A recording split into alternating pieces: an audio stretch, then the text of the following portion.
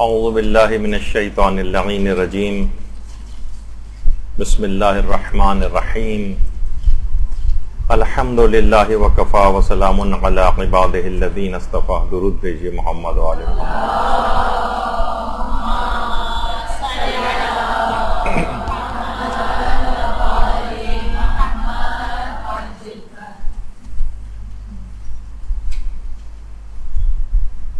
مستحب کی نیت سے یا بہتر ہونے کی نیت سے ہاتھوں میں جو عقیق فیروزہ وغیرہ پہنا جاتا ہے، اس کے فقہی مسائل پچھلی نشست میں بیان ہو چکے، اور جیسا کہ آپ نے دیکھا کہ طہارت کے احکام کے اندر ان کا مسئلہ ڈسکس ہوتا ہے، نمازوں کے احکام میں ان کا مسئلہ ڈسکس ہوتا ہے، خمس کے احکام میں ڈسکس ہوتا ہے، وضو غسل و تیمم کے احکام میں ڈسکس ہوتا ہے.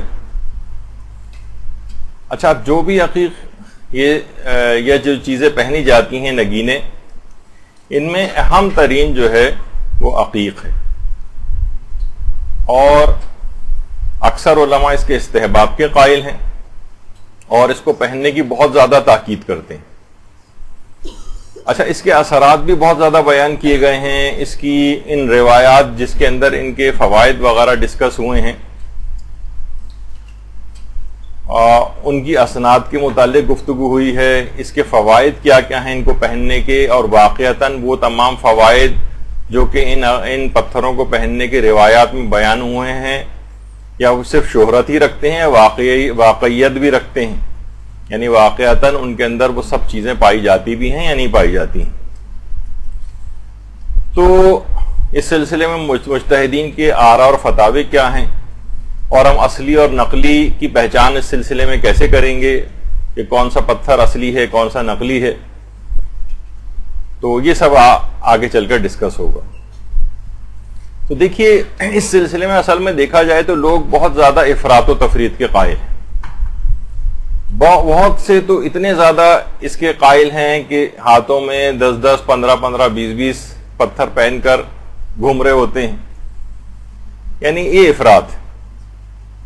اور بہت سے لوگ یعنی اس حد تک افراط اس سلسلے میں ہے کہ نہ صرف یہ بلکہ جو کہ مشہور ہے ہمارے صوبہ جو KPK ہے، اس میں جو رحمان بابا کی قبر ہے، ایک مشہور پشتو صوفی شاعر جو گزرے ہیں 450 سال کے قریب پہلے، تو خوشحال خان خٹک وغیرہ کے دور کے ہیں.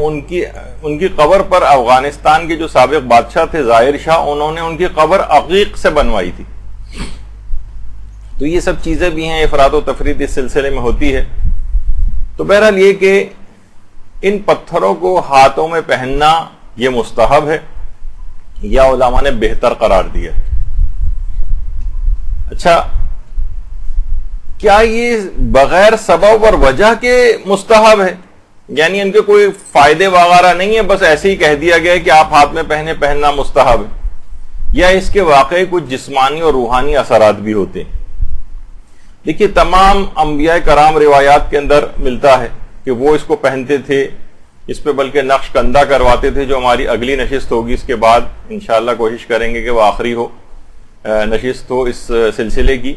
تو تمام انبیاء کرام پہنتے تھے، پیغمبر اسلام پہنتے تھے، دیگر معصومین پہنتے رہے ہیں، علماء اور اولیاء جو ہے اس کو پہنتے رہے ہیں، اور اس کو پہننے کی تاکید بھی کرتے رہے ہیں. اور ایک طبقہ ایسا ہمارے ہاں پیدا ہو گیا جو وہابیت کے افکار سے کچھ متاثر ہو گیا، وہ ان چیزوں کے خواص کا بھی انکار کرنے لگا ہے، اور سطحی نگاہ سے دیکھیں تو وہ تقریباً ہر وہ چیز جو کہ فضیلت والی ہوتی ہے اس کا انکار کرنے کے اوپر اتر آیا ہے. یعنی کسی بھی چیز کی فضیلت اگر کہیں بیان ہو جائے تو فوراً ان کو یہ تلاش کرنی ہوتی ہے کس طرح سے اس چیز کو ضعیف قرار دیا جائے یا اس کو مشکوک بنایا جائے. البتہ افراط و تفریط سے بچنا ہے. نہ تو اس کا یہ کہ مستقل اس طرح سے یکدم اور یکسر انکار کریں، اور نہ ہی اس کو بالکل خرافات کی طرف لے جائیں، یعنی اس کو اس طرح سے سمجھنے لگیں کہ جیسے تمام کی تمام یہ تقدیر کے اندر یہ پتھر جو ہے وہ اثر انداز ہونے لگا ہے اور یہی ہماری خواہشات پوری کرتا ہے. یہ سب افراط و تفریط ہے اس میں. درمیان کا رستہ اختیار کرنا. لیکن دیکھیے اثرات اور خواص اس میں ہوتے ہیں. بظاہر آپ کو کوئی چیز ہاتھ میں ہوتی ہے, آپ کو بظاہر اس کا اثر نظر نہیں آ رہا ہوتا, لیکن کتنی چیزیں آپ عام طور پر عمومی زندگی میں دیکھتی ہیں. مثلا کتنی دوائیں ہیں جناب, مختلف رنگوں کی دوائیں آپ دیکھتی ہیں, ان سب کے اندر کس کس طرح کے اثرات ہوتے ہیں. کوئی جناب دل کے لیے کارآمد, ادھر آپ نے زبان کے نیچے رکھی, دیکھا جائے تو کیا کیسے دل کی شریانیں جو ہیں وہ کھل جاتی ہیں. اور اسی طریقے سے اور بیماریاں, کچھ گردے کے امراض ہیں, پھیپڑے کے امراض ہیں, سانس گھٹ رہا ہے, دم گھٹ رہا ہے, اس کا دمے کا مریض ہے, اور ادھر وہ جو ہے ایک اسپرے سا جو ہے آپ نے کیا اور ایک دم سے آپ کے پھیپڑے کی نالیاں جو ہے وہ کھل گئیں. تو بہت سی چیزیں, اور کتنی چیزیں ایسی ہیں کہ ہم خود جو فارماکالوجی کا جو سیکشن میڈیکل کالجز میں پڑھایا جاتا ہے سبجیکٹ, اس کے اندر تقریباً ہر کچھ دواؤں کے بعد یہ آپ کو ضرور ملتا ہے کہ اس کا میکینزم آف ایکشن ان نون ہے. یہ کیسے کر رہی ہے, بس کر رہی ہے, فائدے پہنچا رہی ہے, لیکن ان نون ہے کہ کس طرح سے فائدہ پہنچاتی. تو دیکھیے یہ تمام چیزیں ایسی ہیں. اور اسی طریقے سے مثلا کتنی ایسی چیزیں جو آنکھوں سے نظر بھی نہیں آتی. کتنے کینسر کے امراض کے اندر ریڈیو تھراپی ہوتی ہے, بس ایک مشین کے نیچے لٹا دیتے ہیں, نہ اس کی ریز نظر آ رہی ہیں نہ کچھ ہو رہی ہیں, لیکن وہ کس طرح سے مخصوص سیلز کو جا کر ختم کر رہی ہوتی ہیں.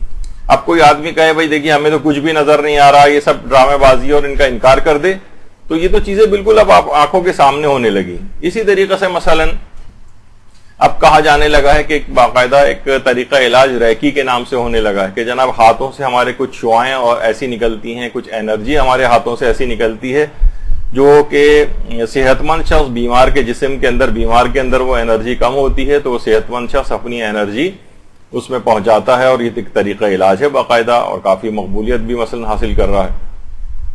اور اس کی کچھ تائید اس لحاظ سے بھی ہوتی ہے. دیکھیے ہمارے ہاں صرف اعتراض ہوتا ہے, لیکن بعض اوقات ریسرچ چیزوں کے اوپر نہیں ہوتی.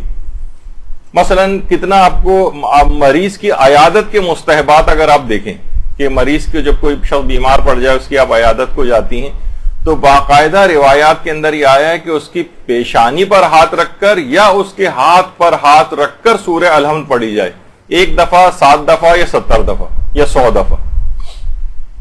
اب دیکھا جائے سورہ الحمد ویسے بھی پڑھی جا سکتی ہے, لیکن یہ کیا کہا کہ اس کے پیشانی پر ہاتھ رکھ کر یا اس کے ہاتھ پر ہاتھ رکھ کر پڑھی جائے.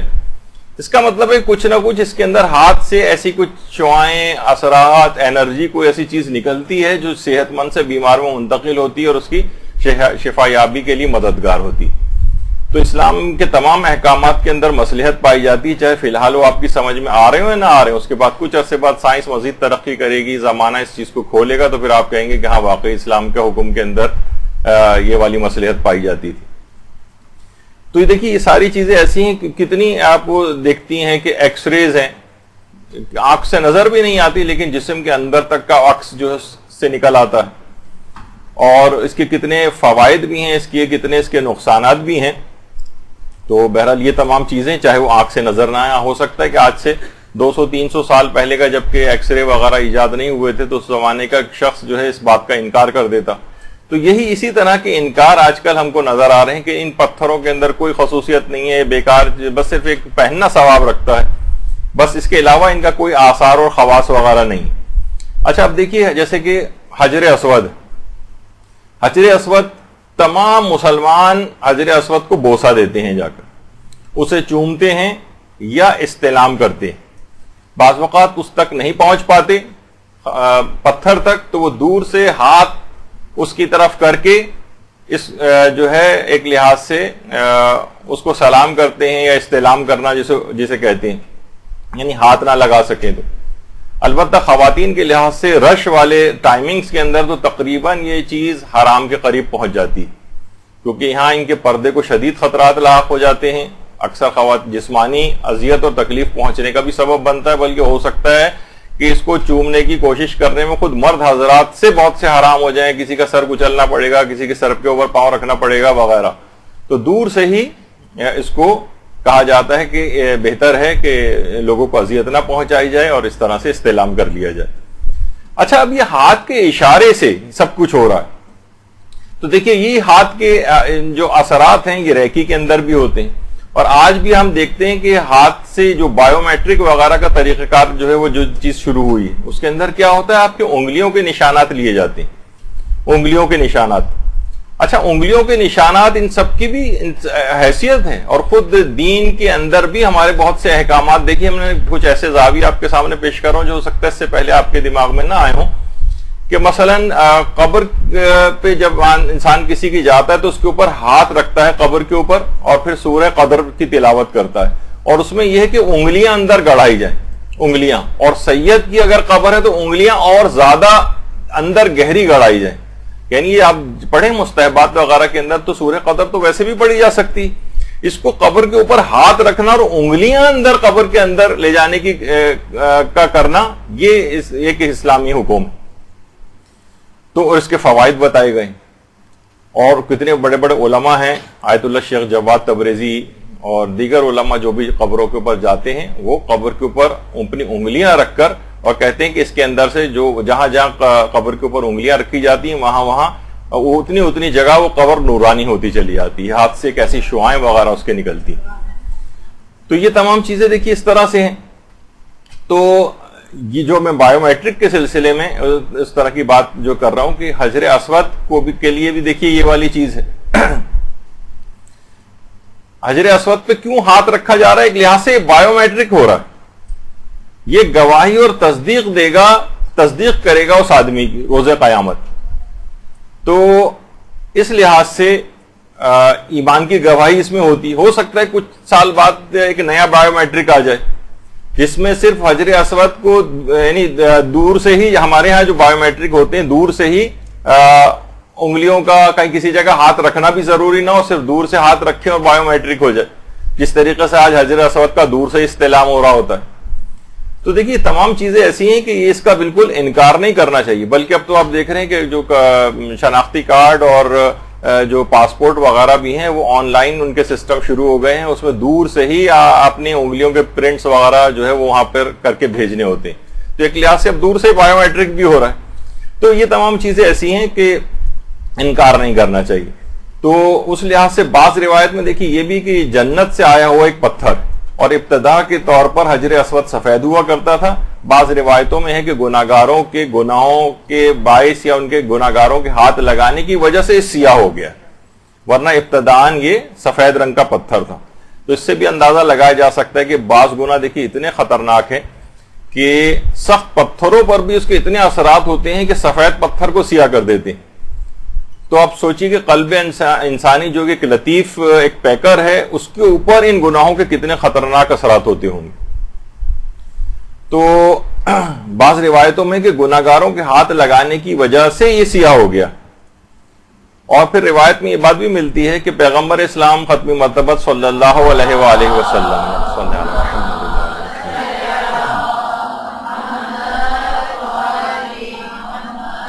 نے جب اپنا آخری حج کیا تھا اس میں جس وقت پیغمبر نے طواف کیا تھا تو اپنی سواری پر بیٹھے بیٹھے اونٹ تھا یا خچر تھا، اپنے طواف کیا تھا اور اپنے عصا کے اشارے سے استعلام کیا تھا. یعنی حجر اسود کو اتر کے بوسہ نہیں دیا تھا بلکہ اپنے عصا کے اشارے سے یا اپنے ہاتھ کے اشارے سے پیغمبر نے ایسا کیا تھا. تو اب دیکھیے یہ پتھر جو ہے یہ نفع بھی پہنچاتا ہے، نقصان بھی پہنچاتا ہے. اسے فقط یہ ایسا نہیں کہ صرف مستحب کی نیت سے ہی پہنا جائے. اس بات کا انکار مسلمانوں کے خلیفہ نے بھی کیا تھا جب انہوں نے کہا تھا کہ حجر اسود تو نہ نفع پہنچاتا ہے نہ نقصان پہنچاتا ہے، لیکن کیونکہ تجھے صرف رسول اللہ نے بوسہ دیا ہے، میں نے دیکھا ہے کہ رسول اللہ نے تجھ کو بوسہ دیا لہٰذا میں تجھے بوسہ دے رہا ہوں، ورنہ تو کوئی نفع اور نقصان پہنچانے والا نہیں. تو امیر المومنین علی ابن ابی طالب علیہ الصلوۃ والسلام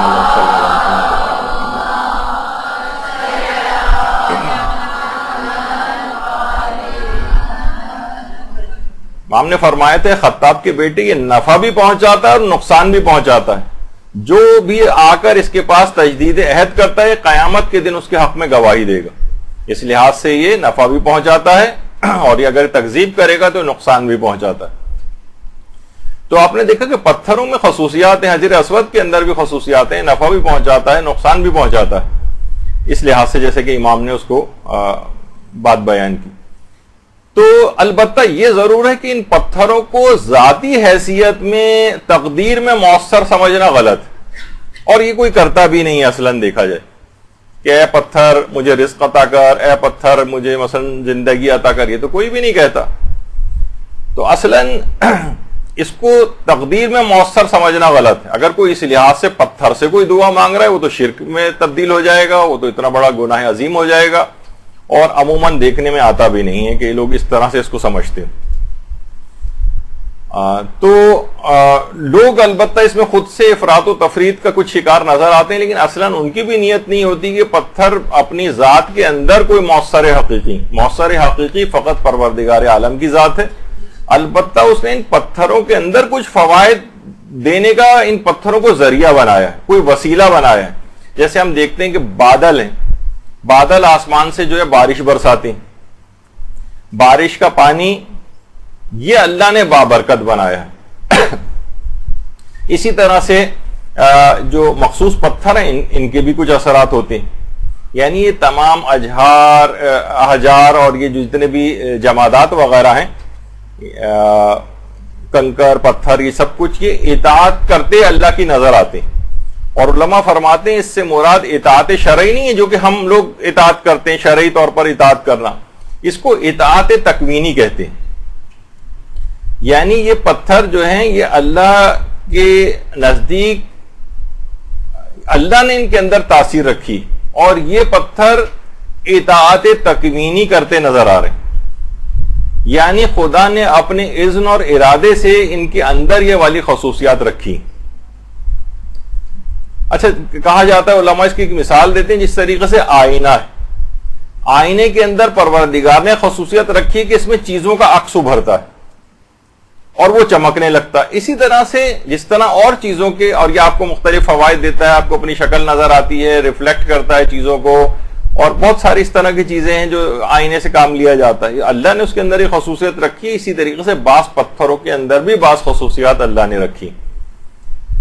اچھا، یہ پتھروں کو یہ مقام کیسے ملا ہے کہ ان کو پہننا ہاتھ میں، ان خاص پتھروں کو، ہر مثلا آپ زمین سے کوئی سا بھی پتھر اٹھا کے پہننا ثواب نہیں، بلکہ ایک خاص پتھر، ان کو یہ مقام کیسے ملا؟ روایات میں بات ملتی ہے کہ عقیق و فیروزہ و یاقوت، انہوں نے سب سے پہلے ولایت کو قبول کیا ہے. درود بھیجیے محمد علیہ وسلم.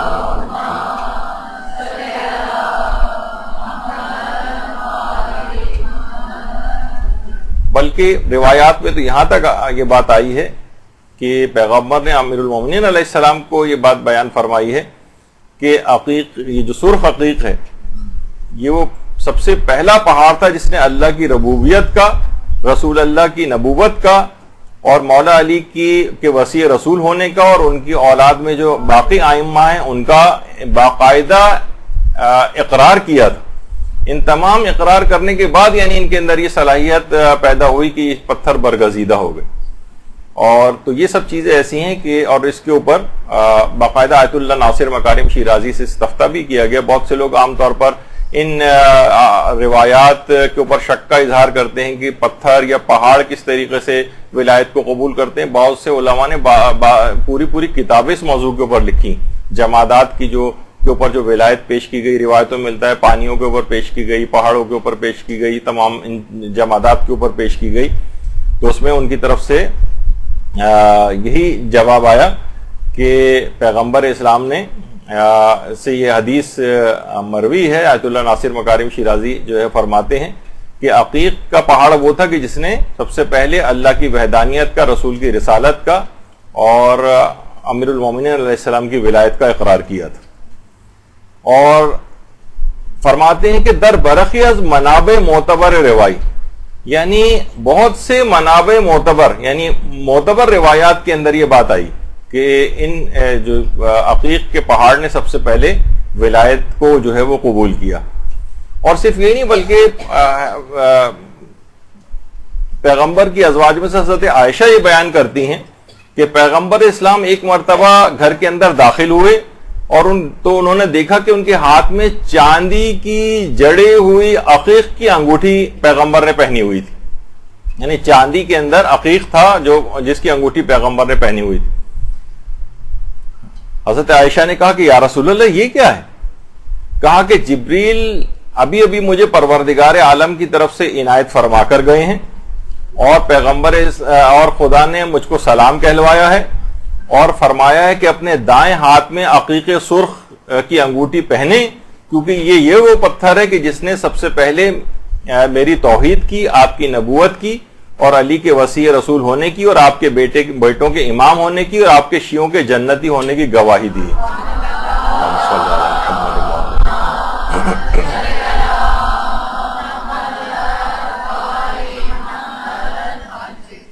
تو بہرحال اہل سنت کی بھی کتنی ہی روایات کے اندر یہ بات آئی ہے کہ پیغمبر اسلام خود بھی عقیق کی انگوٹھی پہنا کرتے تھے، اور صحیح مسلم کے اندر بھی روایت ہے کہ پیغمبر کی انگوٹھی کا جو عقیق تھا وہ حبشہ سے آیا تھا، کسی نے حبشہ سے ان کو گفٹ کیا تھا۔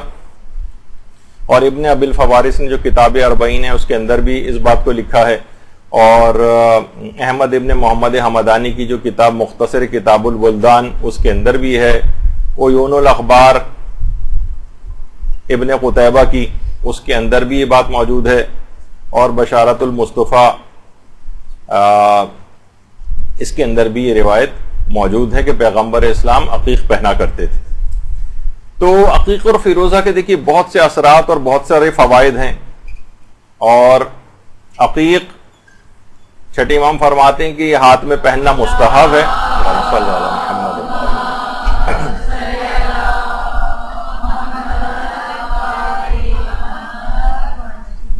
اور خدا کے نزدیک جتنے بھی ہاتھ آسمان کی طرف بلند ہوتے ہیں، پروردگار کو اس ہاتھ سے زیادہ کوئی ہاتھ عزیز نہیں جس میں عقیق کی انگوٹھی، تو اس لحاظ سے بھی ہے۔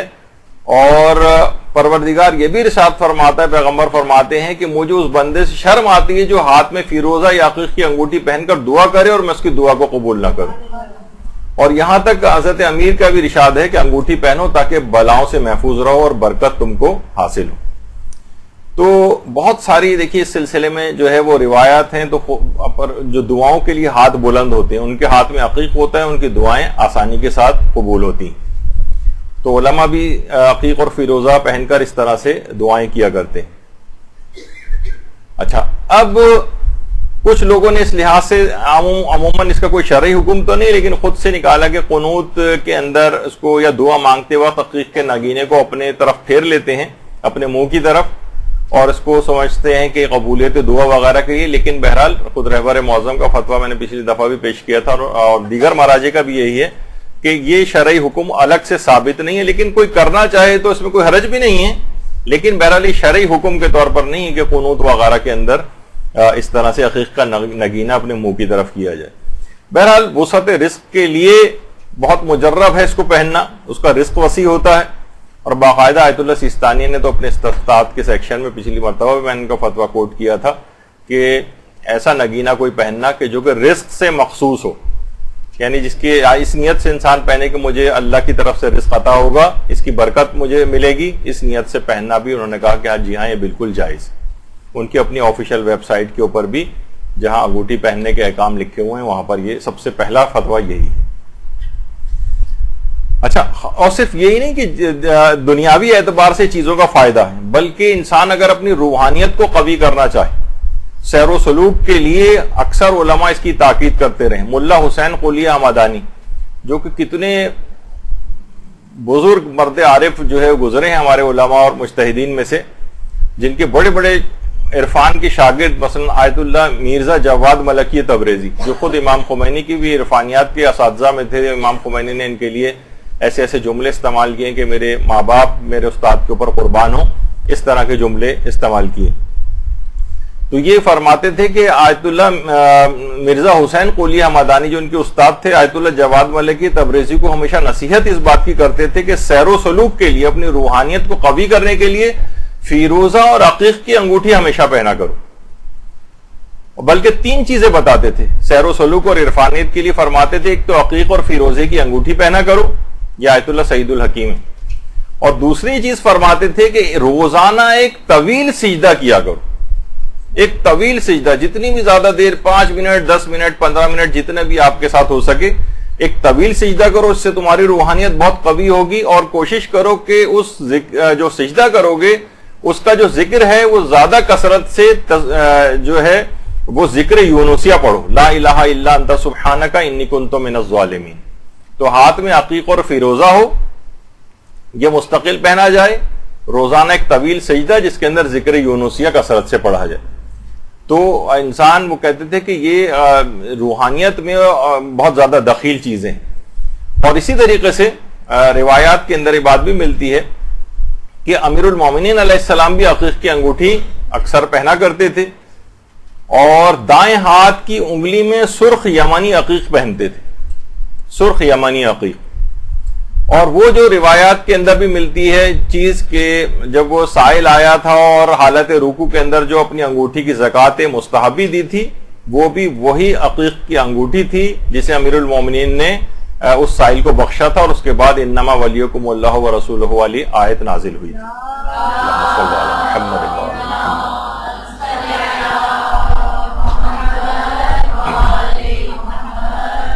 بلکہ روایات میں یہ بات بھی آئی ہے کہ حضرت امیر اپنے ہاتھ میں 4 انگوٹھیاں جو ہے وہ پہنا کرتے تھے. باقاعدہ شیخ صدوق نے خصال کے اندر یہ بات لکھی ہے کہ امیر المومنین کے 4 انگوٹھیاں پہنتے تھے. اچھا، ان 4 انگوٹھیوں کو اب کس نیت سے پہنتے تھے وہ بھی اس کے اندر لکھا ہوا ہے. یاقوت جو ہے امیر المومنین یاقوت پہنا کرتے تھے، اور یاقوت کو بزرگی کے لیے پہنا کرتے تھے، اور فیروزے کو پہنا کرتے تھے فتح یابی کے لیے. یعنی اس کا مطلب ہے ان چیزوں کے یہ اثرات ہوتے ہیں مخصوص. تیسرا پتھر جو پہنتے تھے وہ حدید سینی پہنتے تھے سوات سے، اور حدید سینی کو پہنا کرتے تھے طاقت اور قوت کے لیے. اس کا مطلب ہے کہ اس طرح کے جسمانی اثرات بھی ان کے ہوتے ہیں. اور چوتھا پتھر جو پہنتے تھے وہ عقیق پہنا کرتے تھے، اور یہ حفاظت کی نیت سے پہنتے تھے، دشمنوں سے حفاظت، بلاؤں سے حفاظت، اور یہی روایات میں ان کا بیان بھی ہوا. تو یاقوت بزرگی کے لیے، فیروزہ جو ہے وہ فتح یابی کے لیے، حدید سینی جو ہے وہ طاقت اور قوت کے لیے، اور عقیق کو حفاظت کی نیت سے. اچھا، اب بہت کچھ روایات میں ایک بات اور بھی آئی ہے کہ ایک اور پتھر بھی پہنتے تھے، لیکن وہ بہت زیادہ معتبر نہیں ہے، لیکن بہرحال روایت میں اس کا تذکرہ آیا ہے، اور وہ ہے کہ امیر المومنین عقیق آسمانی یا نیلے رنگ کا عقیق بھی پہنتے تھے. تو بہرحال روایت میں مختلف باتیں آئیں. اور یہ بھی حضرت امیر فرماتے تھے کہ 2 رکعت وہ نماز جو عقیق کے ساتھ پڑھی جائے اس 1000 رکعت سے افضل ہے جو بغیر عقیق کے پڑھی جائے. 1000 رکعت سے افضل، یعنی عقیق سے نمازیں کس طریقے سے افضلیت اختیار کر لیتی ہیں. آپ دیکھ رہے ہیں کہ کہاں کہاں جسمانی اعتبار سے، روحانیت کے اندر کے اعتبار سے، اور نمازوں کو قبولیت یا افضلیت قرار دینے کے اعتبار سے کتنا زیادہ ان چیزوں کے اثرات ہیں. اور ہمارے 8ویں امام، امام صادق علیہ السلام،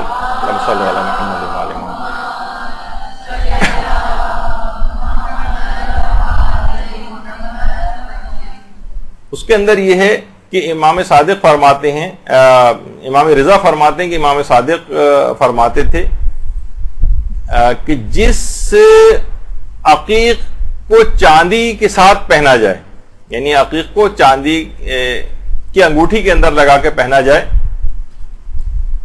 وہ شخص کبھی فقیر نہیں ہوگا، اور اس کے کام باحسن و خوبی پورے ہوں گے.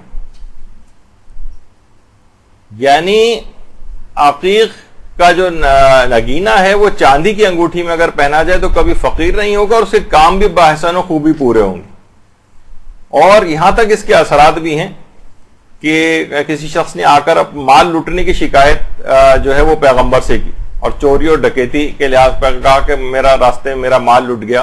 تو پیغمبر نے فرمایا کہ عقیق کی انگوٹھی کیوں نہیں پہنتے ہو کہ وہ ہر بلا سے آدمی کو بچاتی. تو اس لحاظ سے بھی اس کے اثرات ہیں. اور سلیمان آمش ایک راوی ہیں، انہوں نے کہا کہ میں نے آ کر امام صادق علیہ الصلوۃ والسلام کو یہ بات بتائی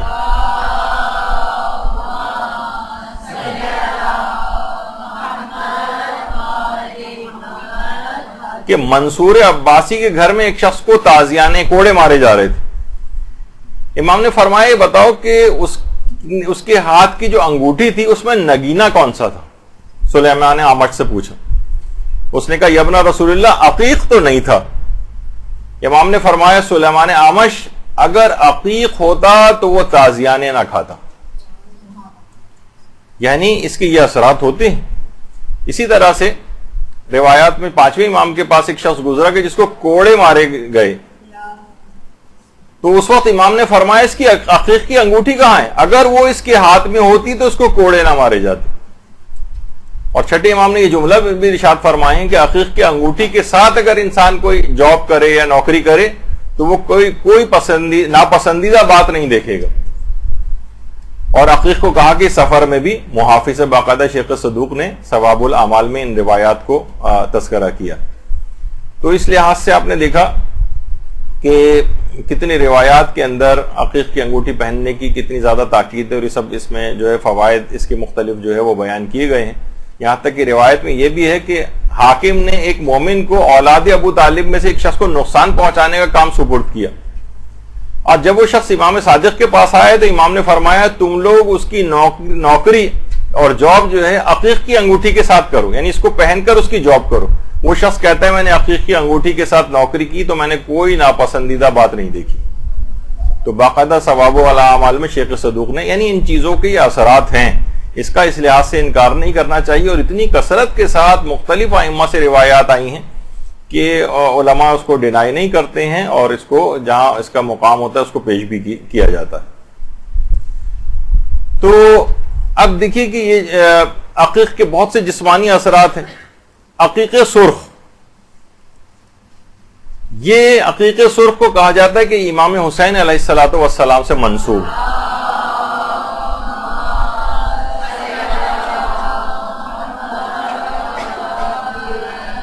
اور امام حسین علیہ السلام اس کو پہنا کرتے تھے, اور یہ وہی عقیق سرخ تھا کہ جب میدان کربلا میں حضرت علی اکبر علیہ السلام شدت پیاس کی شکایت آ کر مولا سے کی تھی, تو امام حسین نے عقیق سرخ کو نکال کر علی اکبر علیہ السلام کو دیا تھا اور کہا تھا کہ بیٹا اس کو منہ میں رکھو, اس سے تمہیں تسکین قلب ہوگی اور پیاس برداشت کرنے کے قابل ہو سکو گے.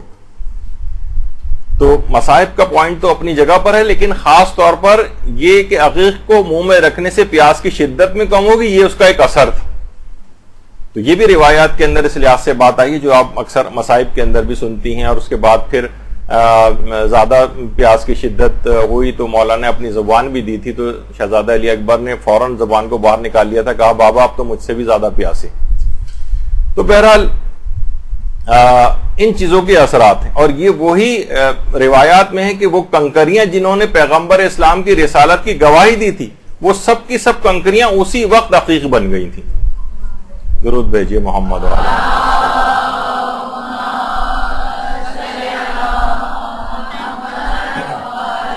اور بعض روایت میں تو یہ بات بھی آئی ہے کہ حضرت آدم بھی اپنے ہاتھ میں سرخ عقیق پہنا کرتے تھے.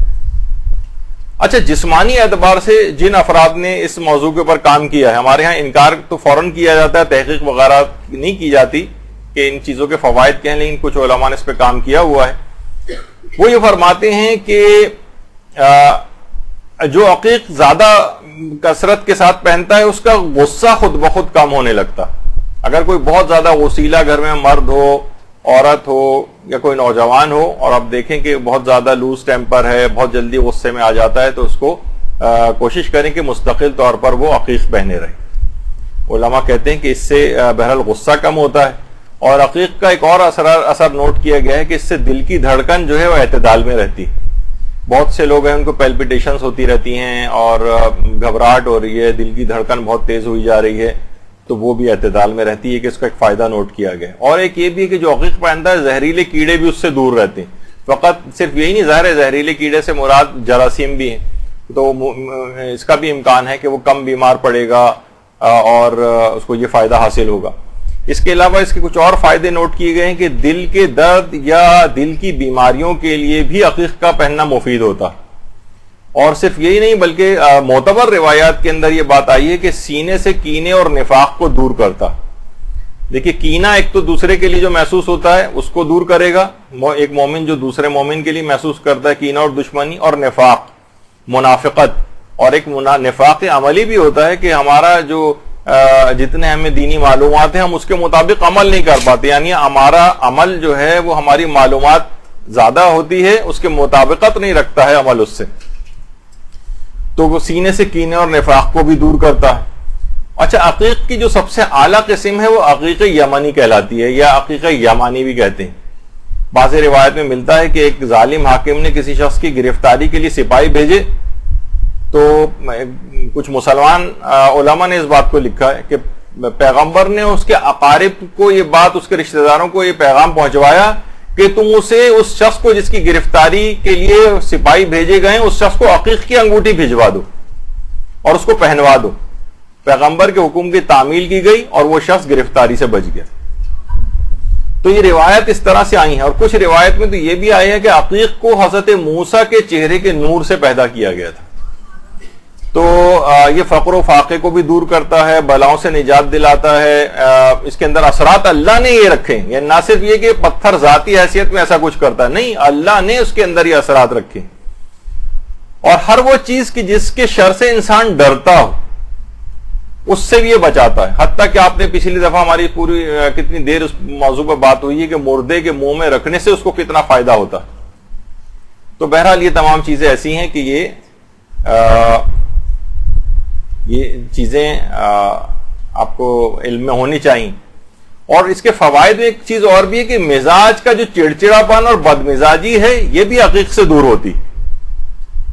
آپ نے دیکھا کہ بہت سارے لوگ ہر وقت اس جنگلی بھینسے کی طرح سے لوگوں کو سینگ مارنا اور اس کی طرح، جب یہ اس سے زیادہ کوئی اچھی تصویر مجھے مل نہیں رہی تھی کہ یہ چڑچڑے اور بدمزاج افراد جو ہیں، جو ہر وقت غصہ جن کی ناک پہ رکھا ہوتا ہے، ان کو کوشش کیا جائے گھر والے یا ان کی زوجہ وغیرہ کی کم سے کم یہ ہر وقت اس کو پہنے رہے۔ اچھا، اب اس کے اثرات کے حوالے سے اگر ہم دیکھیں کتنے علماء نے اس موضوع کے اوپر فتاوے دی۔ آیت اللہ ہاشمی شہرودی، آیت اللہ ہاشمی شہرودی کچھ ہی عرصے پہلے ابھی ان کا انتقال ہوا ہے، تو انہوں نے یہ بات کہی کہ التختم بالیمین والیسار مستحب، دائیں ہاتھ بائیں ہاتھ دونوں کے اندر جو ہے وہ یہ پتھر جو ہے انگوٹھی پہننا یہ مستحب ہے۔ اور فرمایا کہ ہر حجر یعنی ہر پتھر کے کچھ مخصوص آثار و خواص ہیں، تختلف عن غیرہ، جو ایک پتھر میں پائے جاتے ہیں دوسرے میں نہیں پائے جاتے، دوسرے میں پائے جاتے ہیں تو پہلے میں نہیں، ہر پتھر کے الگ الگ اثرات اور خصوصیات۔ یعنی خود علماء اور مراجع اپنے فتاوے کے اندر یہ بات بیان کر رہے ہیں کہ ہر پتھر کے الگ آثار اور خصوصیات ہیں۔ یہ فقط ایسا نہیں کہ بس صرف ہاتھ میں پہننا مستحب ہے، بس ہم نے آرام سے کہہ دیا، نہیں، ان سب کے خواص اور اثرات۔ اور اسی طریقے سے باقاعدہ آیت اللہ حافظ بشیر نجفی، ان کی آفیشیل سائٹ کا جو یہ سمجھیں اسکین پیج ہے آپ کے سامنے، اس میں سوال ہی پوچھا گیا ہم ہر طرح کا پتھر پہن سکتے ہیں، یہ کوئی ستارے وغیرہ کے نام سے چیک کروانا ضروری؟ تو انہوں نے جواب دیا کہ روایات سے جن پتھروں کی اجازت ملی ہے ان سب کا پہننا باعث ثواب ہے، البتہ اگر آپ کو یقین ہو جائے کہ کوئی پتھر آپ کے لیے مضر ہے تو آپ کا فریضہ ہے اس کو نہ پہنے۔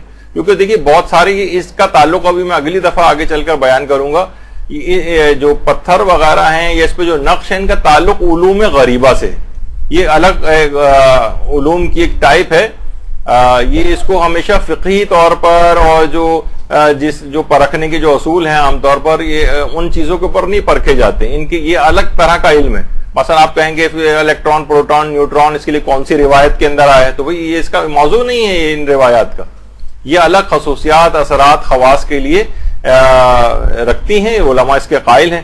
اچھا، پھر اس کے بعد ان سے اگلا سوال پوچھا گیا کہ ہم جو ہاتھوں کی انگلیوں میں جو نگ اور نگینے پہنتے ہیں، مثلا عقیق ہے، فیروزہ ہے، یاقوت ہے، کیا ان کا کوئی فائدہ ہوتا ہے؟ جیسے کہ ہم نے یاقوت پہنا ہے تو اس کا کوئی فائدہ ہے؟ سوال پوچھنے والے نے پوچھا تو جواب دیا آیت اللہ بشیر نجفی نے کہ یاقوت سے خدا یاقوت سے انسان کی حفاظت کرتا ہے، یعنی کرتا پروردگار عالم ہی ہے، لیکن اس کا ذریعہ ہوتا ہے، دشمنوں سے محفوظ رکھتا ہے اور اس کے پہننے میں ثواب بھی، یعنی انسان کی حفاظت دشمنوں سے یاقوت کے ذریعے، اور یاقوت کے استحباب اس کو پہننے کے متعلق جو معتبر روایات آئیں۔ اچھا، پھر اس کے بعد اگلا سوال پوچھا گیا کیا آپ ان پتھروں کے پہننے کی وجہ اور فوائد بتا سکتے ہیں؟ مثلا عقیق جو کالے رنگ کا ہو، ایمرلڈ یا فیروزہ، روبی، در نجف وغیرہ۔ تو آیت اللہ بشیر نجفی نے جواب دیا کہ در نجف، عقیق یمنی، فیروزہ وغیرہ کے بارے میں روایات وارد ہوئی ہیں، ان کی وجہ سے انسان مصیبتوں سے نجات پاتا ہے اور نماز کے ثواب میں زیادتی اور وسعت رزق جیسی نعمات سے خداوند عالم نوازتا ہے. یعنی اللہ ہی نوازتا ہے لیکن ان چیزوں کا ذریعہ اختیار کرتا ہے. تو ہمارے ہاں بہت سارے وہابی فکر سے متاثر افراد فوری طور پر کہنے لگتے ہیں کہ نہیں ان چیزوں کو کوئی فائدہ نہیں ہے, بس ان کو پہننے کا کیسی ثواب ہے, لیکن اثرات وغیرہ کچھ نہیں, اور اس کو بت پرستی اور پتہ نہیں کن کن چیزوں سے تعبیر کرتے ہیں. مراجع کے نظریات اس لحاظ سے آپ دیکھیں. اور یہی آیت اللہ شمس الدین واعظی, ان سے یہی سوال پوچھا گیا کہ بہت سے لوگ یہ احجار کریمہ جو ہیں یعنی یہ قیمتی پتھر وغیرہ یہ جلب رزق کے لیے یعنی رزق وسیع ہونے کے لیے پہنتے ہیں, دفع ضرر کے لیے پہنتے ہیں, کیا اصل اس کی شریعت میں کوئی اصل موجود ہے؟ تو انہوں نے فرمایا کہ یہ جو احجار کریمہ ہیں یہ نصوص صحیحہ میں ان کے فوائد ذکر ہوئے. نصوص صحیحہ یعنی معتبر روایت, صحیح روایات کے اندر یہ فوائد ذکر ہوئے ہیں, اور اس نیت سے ان اغراض سے پہننا بالکل جائز. تو خود علماء اور مراجع ان کے خصوصیات اور اثرات کو مانتے ہیں. آیت اللہ صادق روحانی, ان سے بھی یہ سوال پوچھا گیا کہ کیا یہ بات درست ہے کہ عقیق جو ہے وہ فقر سے یعنی غربت سے نجات دلاتا ہے, نفاق سے نجات دلاتا ہے؟ تو انہوں نے جواب دیا کہ روایات کے اندر یہ بات وارد ہوئی ہے کہ اس عقیق کو پہننے کا استحباب ہے. بہت زیادہ روایتیں اس مسئلے پر آئی ہیں, اور روایتوں میں یہ بات بھی آئی ہے کہ اس کو پہننے سے فقر دور ہو جاتا ہے. لیکن انہوں نے فرمایا کہ جس طریقے سے ہر چیز کی شرائط اور موانعات ہیں, مثلا آپ کوئی دوا کھاتی ہیں, یہ میں اپنی طرف سے کہہ رہا ہوں, آپ کوئی دوا کھاتی ہیں, ڈاکٹر کہتے ہیں دیکھیے اگر آپ نے اس کے ساتھ مثلا نمک بھی کھایا تو پھر یہ بلڈ پریشر کی دوا اثر نہیں کرے گی, بلڈ پریشر آپ کو ویسے ہی بڑھا رہے گا. یعنی بہت ساری چیزیں ایسی ہیں کہ جو ہم ان کے ساتھ کچھ موانعات ہیں, کچھ شرائط ہیں, ان کا خیال نہیں کریں گے تو وہ چیز اثرات نہیں دکھائے گی. تو فرماتے ہیں اسی طریقے سے عقیق بھی اگر کوئی شخص پہن رہا ہے اور اس کو پہننے کے باوجود بھی اس کا فقر دور نہیں ہو رہا ہے تو یہ ان روایات سے منافات نہیں رکھتا جو عقیق کے اس فائدے کو بتاتی ہیں. یعنی ان میں کوئی یعنی اس نے کوئی اور وجوہات سے اس کا رزق کم ہو گیا ہوگا, کوئی گناہوں کی وجہ سے رزق کم ہو جاتا ہے, لیکن بہرحال ان چیزوں کے فوائد ہیں. یہ رزق میں زیادتی کا بھی سبب بنتی ہے, اس سے نفاق وغیرہ بھی دور ہوتا ہے. یہ خود آیت اللہ صادق روحانی نے اپنے استفتاء میں فرمایا. ایک اور استفتاء میں بھی یہ بات کہی ہے, چھٹے امام کا باقاعدہ حوالہ دیا ہے اس کے اندر کہ 5 انگوٹھیاں پہننے کے فوائد بتائے گئے ہیں, اور ابھی وہ تفصیلی روایت ہے جس کے اندر یاقوت, فیروزہ اور مختلف ہیں ان سب کی, اور اس میں آنکھوں کی بینائی وسیع ہوتی ہے اور قوت قلب میں اضافہ ہوتا ہے اور سینہ جو ہے وسیع ہو جاتا ہے اس کا, اور اس طرح سے بہت سارے. انہوں نے کہا کہ آیت اللہ عبداللہ شبر نے کثیر روایات اپنی کتاب کے اندر طب الائمہ کے اندر اس کو درج کیا ہے ان چیزوں کے فوائد کو. تو یہ سب چیزیں اثرات رکھتی ہیں اپنی. اور آیت اللہ سید علی حسینی میلانی ماشاءاللہ یہ بھی حیات مجتہدین میں سے ہیں, تو ان سے بھی یہ سوال پوچھا گیا کیا یہ والی حدیث صحیح ہے کہ عقیق سے نفاق دور ہوتا ہے, فقر دور ہوتا ہے, تو کیا یہ صحیح اور متواتر احادیث میں ہے؟ تو انہوں نے یہی کہا کہ عقیق کے سلسلے میں جو روایات آئی ہیں اس کو پہننے کے سلسلے میں اس سے فائدہ معلوم چلتا ہے کہ اس کو پہننا ثواب ہے, اور اس میں کوئی شک نہیں ہے کہ یہ احجار کریمہ ان پتھروں کو پہننے کے آثار اور فوائد ہیں, اور ان کے آثار اور فوائد پر پوری پوری کتابیں بھی لکھی گئیں, باقاعدہ اپنے فتویٰ کے اندر انہوں نے یہ چیز بیان کی گئی. اور یہ اتنی جبھی یہ ایسی چیز ہے کہ آپ دیکھ رہی ہیں کہ رہبر معظم کوئی ایک سادہ شخصیت ہے, اور کوئی آپ کے خیال میں اتنی زیادہ الگ الگ طریقوں کے نگینے وغیرہ اپنی انگوٹھی کے اندر یہ پہنتے ہیں, تو کیا کوئی معاذ اللہ کسی فیشن کے لیے پہنتے ہیں؟ کیا اس طرح کی کوئی شخصیت ہے ان کی؟ نہیں. ان تمام چیزوں کے پیچھے کیونکہ روایات ہیں, اور ہمارے مجتہدین کی کوشش یہ ہوتی ہے کہ ائمہ کی تمام روایات کے اوپر عمل ہو جائے. یا ائمہ نے یہ چیز کا ثواب بتایا تو وہ والی انگوٹھی بھی پہن لی, اس کا بتایا تو یہ اس کے بھی فائدے اور ثواب مل گئے. انشاءاللہ اگلی نشست میں ہم یہ بھی بتائیں گے کہ اس کے اوپر کون کون سے نقش آغا رہبر جو ان کی انگوٹھیوں کے اوپر کندہ ہوتے ہیں وہ کب ہوتے ہیں, اور کون سے خاص مواقع پر کون سا نگینہ جو ہے وہ پہنتے ہیں. تو یہ عام طور پر آپ کے سامنے تاکہ رہے کہ یہ ایسا نہیں ہے کہ کسی فیشن کے طور پر یا بس کوئی, کیونکہ اگر صرف ان کو فائدہ لینا ہوتا استحباب کا, جیسے کہ بہت سے لوگوں کو وہم ہوا ہے کہ صرف پہننا ایک استحباب ہے, تو ایک انگوٹھی بھی کافی تھی. یہ الگ الگ نگینے پہننے کا اس میں کیوں, وہ تو اس سے بھی مقصد حاصل ہو جاتا. نہیں, ان سب کے آثار, فوائد اور خصوصیات ہیں. تو یہ تمام چیزیں ایسی ہیں کہ بہرحال دماغ میں رکھنا چاہیے اس کو. اور حتیٰ کہ عقیقے زرد کے اوپر باقاعدہ شرف الشمس کے نام سے اس پہ تفصیلی گفتگو ہماری اگلی کلاس میں آئے گی، اس تک کے بہت زیادہ الگ سے فوائد جو ڈسکس ہوئے، ان کے جو نقوش ہیں وہ ڈسکس ہوئے ہیں. کتنی روایات، اب میں اتنا وقت بھی نہیں کہ ان تمام روایت کو پڑھوں، کہ بہرحال پیغمبر اسلام بھی اس طرح سے پہنا کرتے تھے. اور روایات کے اندر یہ بات بھی آئی ہے کہ خود حضرت فاطمہ الزہرا سلام اللہ علیہا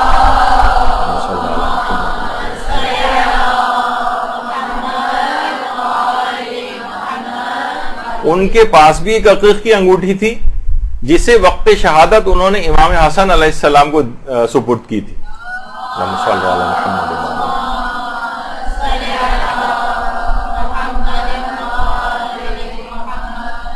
اور کیونکہ امام حسن کی انگوٹھی کا نقش یہ ہوا کرتا تھا، جو ہماری اگلی دفعہ بات آئے گی، اس وجہ سے اس کو یہ دکھایا گیا ہے. اور انہوں نے اپنے وقت شہادت وہی انگوٹھی امام حسین علیہ السلام کو سپرد کی تھی. اللہم صلی علی محمد وعلی محمد.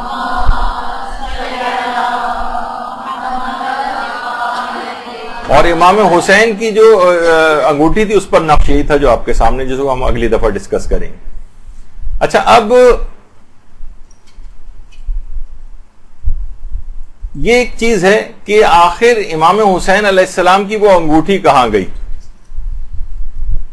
کچھ لوگوں کے دماغ میں آتا ہے کہ شاید وہ وقت شہادت جب لباس کو بھی لوٹا گیا تھا تو وہ انگوٹھی بھی ساتھ لوٹ لی گئی تھی. تو یہی سوال محمد ابن مسلم نے ہمارے چھٹے امام امام جعفر صادق علیہ السلام سے کیا.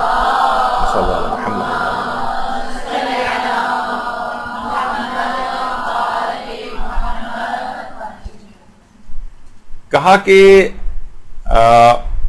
امام حسین علیہ السلام کی وہ انگوٹھی کہاں گئی؟ کیا وہ لوٹ لی گئی تھی؟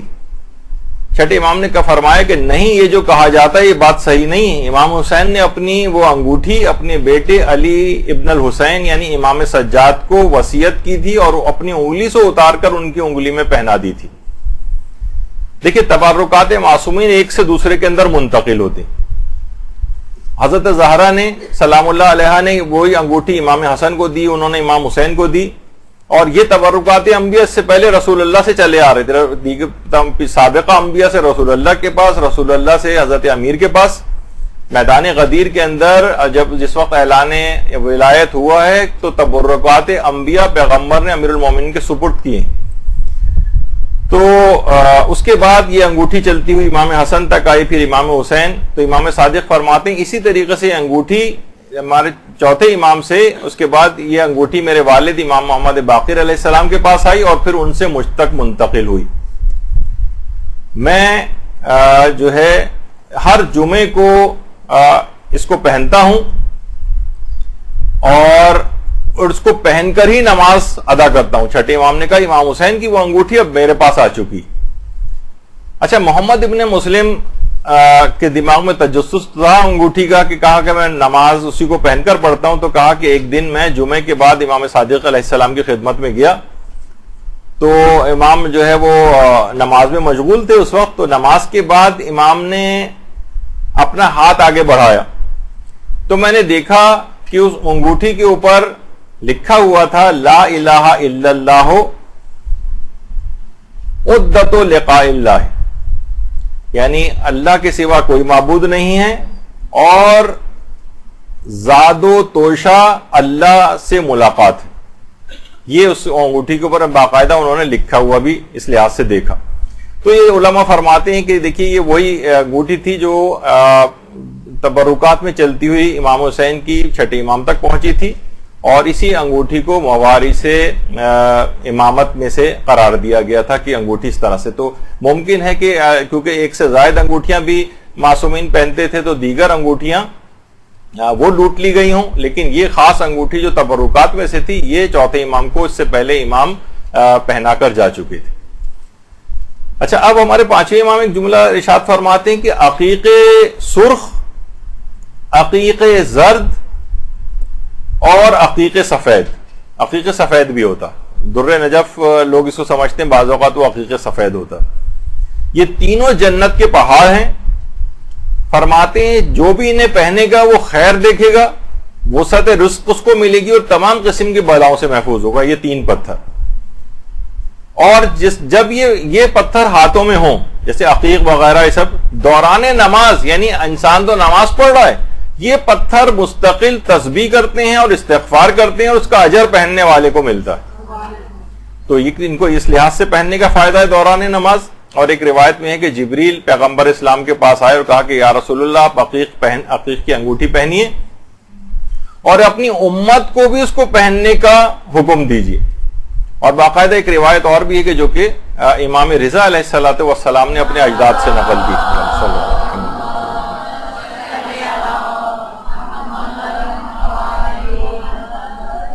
کہ پروردگار عالم نے خود پر یہ بات لازم کر لی ہے کہ جو بھی عقیق کی انگوٹھی پہنے گا اسے آگ سے میں عذاب نہیں دوں گا بشرطے وہ علی کو دوست رکھتا ہوگا. اللہم صلی علی محمد.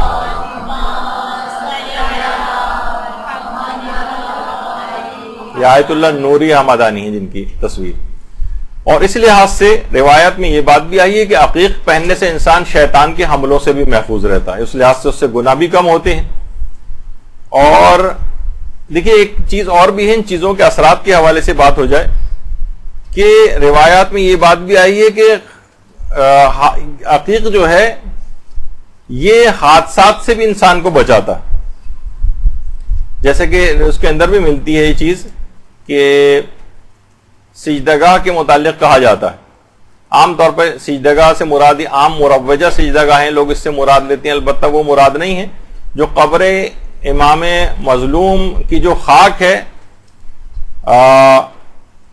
وہ اس سے مراد ہوتی. خیر ابھی آگے چل کر بات آتی ہے. تو بہرحال کچھ روایتوں کے اندر یہ آیا ہے کہ اس سے انسان سامان وغیرہ کے اندر پہلے سے تھا، اور کچھ روایتوں میں اس کا تذکرہ ہے کہ مثلا انسان سفر میں جا رہا ہو اپنے سامان کے ساتھ اگر خاک شفا رکھ لے تو وہ سامان جو ہے وہ خراب ہونے سے یا گم ہونے سے محفوظ رہے گا. انسان اپنے ساتھ سفر میں ساتھ رکھے تو پریشانیوں سے محفوظ رہے گا. تو آیت اللہ بشیر نجفی سے بھی یہ سوال پوچھا گیا تو انہوں نے یہ کہا کہ جی ہاں یہ اس کے فوائد ہیں، البتہ اصلاً یہ فوائد قبر امام مظلوم کی خاک کے ہیں. ایسا نہیں ہے کہ کہیں جو عموماً ہمارے گھروں میں سجدگاہیں ہوتی ہیں یہ ان کے اوپر سجدہ تو صحیح ہے لیکن یہ قبر امام مظلوم کی خاک نہیں ہے. ہاں خاک کربلا ہو سکتی ہے لیکن تمام خاک کربلا کے اندر بھی خصوصیت نہیں ہے. یہ صرف مخصوص فاصلے کی مٹی مراد ہے جو قبر امام مظلوم سے قریب ترین ہے. تو اچھا البتہ کتنی ہی دیکھیے روایات ایسی آئی ہیں جیسے کہ امام رضا کی یہ روایت جو سب سے پہلی روایت لکھی ہوئی علماء کہتے ہیں صحیح اور معتبر ترین روایت کہ العقیق ینفی الفقر ولبس العقیق ینفی النفاق. تو عقیق جو ہے یہ فقر و فاقے کو دور کرتا ہے اور عقیق کا پہننا نفاق سے بھی انسان کو محفوظ رکھتا ہے. اور یہ معتبر روایات کے اندر یہ چیز آئی. تو بہرحال یہ کہ علماء فرماتے ہیں کہ جو شخص عقیق پہنتا ہے اس سے زیادہ تر نیکیاں سرزد ہوتی ہیں. البتہ علماء کہتے ہیں کہ جتنے بھی فائدے عام طور پر عقیق کے اندر جو پائے جاتے ہیں کہ اس کے جتنے بھی فوائد پائے جاتے ہیں مثلا یہ جتنے بھی فائدے ابھی آپ کے سامنے جو ذکر بھی ہوئے ہیں جو لکھے ہوئے بھی آپ کو نظر آ رہے ہیں فرماتے ہیں یہ تمام فائدے یقیناً ہیں لیکن یہ حتمی نہیں ہیں اور دوسری شرائط کی موجودگی میں شائستگی رکھتے ہیں. یعنی ایسا نہیں کہ بس آپ نے اب انگوٹھی جو ہے پہن لی اب آپ کچھ بھی گناہ کرتے رہیں بس ہر صورت میں آپ کو یہ سارے فائدے حاصل ہوں گے. نہیں، مثلا کوئی شخص جو ہے وہ نماز آپ کو تمام کتنی نماز پڑھنے کے کتنے فائدے ہیں، جسمانی فائدے ہیں، روحانی فائدے ہیں، نفسیاتی فائدے ہیں اور برکت ملتی ہے اور رزق میں اضافہ ہوتا ہے. کتنی آپ چیزیں پڑھتی ہیں بشرطے آپ نماز کو دیگر شرائط کے ساتھ ملا کر اس قابل بنائیں کہ یہ فائدے آپ کو حاصل ہو سکیں. مثلا آپ نے کتنی اچھی نماز آپ پڑھ رہی ہوں اور کتنی اچھی قرات آپ کی ہو، آپ کے ہاتھ میں 10 انگوٹھیاں بھی مثلا پہن رکھی ہوں لیکن وہ لباس جس کے اندر آپ نماز پڑھ رہی ہیں اس کا خمس نہ نکالا، خمس واجب الادا مال والا لباس پہنا ہوا ہے آپ نے. مثلا کسی شخص تمام افراد کے اوپر ظلم کر رہے ہیں، زیادتی کر رہے ہیں اور آپ عقیق کی انگوٹھی بھی آپ نے پہنی ہوئی ہے. تو کہتے ہیں کہ دیگر شرائط کی موجودگی میں شائستگی رکھتی ہیں یہ چیزیں. ایسا نہیں ہے کہ بس یہ پہن لیا تو سوچتے ہیں کہ بس اب ہمارے پاس کوئی وہ نگینا جو رگڑ کے وہ جن حاضر ہو جاتا تھا بس ہمارے سارے کام ہو جائیں گے. نہیں، ایسا نہیں. تو دیگر تمام شرائط کا خیال بھی رکھنا پڑتا ہے تب یہ چیزیں اصلاً اپنا فائدہ دیتی ہیں. تو روایات میں دیکھیے یہ چیزیں بھی آئی ہیں کہ دائیں ہاتھ میں عقیق کی انگوٹھی پہننے والا شخص مقربین کی صف میں شامل ہو جاتا ہے. اچھا اس کا فائدہ یہ پیچھے سے چلا آ رہا ہے کیونکہ روایت میں جملہ یہ ہے کہ پیغمبر اسلام خود اپنے دائیں ہاتھ کے اندر عقیق یا انگوٹھی پہنا کرتے تھے, تو اس کے وہ اثرات ہیں خاص طور پر کہ اس سے ہمیشہ پھر نیکیاں سرزد ہوتی نظر آتی. تو بہت سارے دیکھیے علماء ہیں, علامہ فیروز آبادی ان کی القاموس جو کتاب ہے بہت مشہور, اور تاج العروض ہے, اور اس کے اندر بھی یہ بات لکھی ہوئی ہے. ان تک اہل سنت علماء ہیں اور لغات کے اعتبار سے جہاں انہوں نے ذکر کیا فرماتے ہیں. اچھا یہ اس پہ بہت سے علماء نے کام کیا کہ دل کی بیماریوں جیسے ابھی ذکر آیا تھا دھڑکن وغیرہ کے اعتبار سے اس کے بڑے فوائد ہیں.